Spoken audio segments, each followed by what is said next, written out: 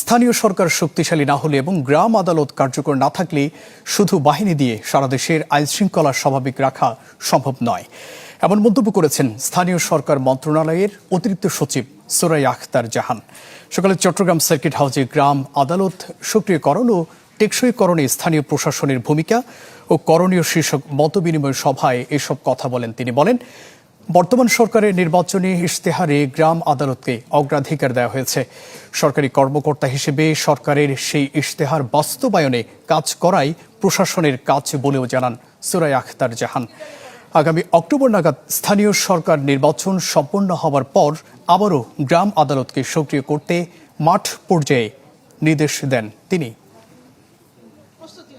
যেটা গ্রাম আদালতে সেটা গ্রাম আদালতেই করতে হবে। তখন 3 বছর আপনি আইন আদালতের রাস্তা ঘুরে, যেমন গত বছর রেফারেল মামলা এসছে 21,000, এই 21,000 কিন্তু উচ্চ আদালতের রাস্তা ঘুরে এসছে।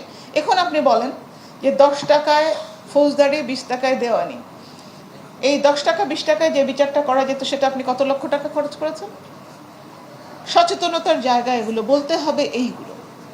সুতরাং জনগণকে এগুলোর মধ্যে এইভাবে সম্পৃক্ত করতে হবে।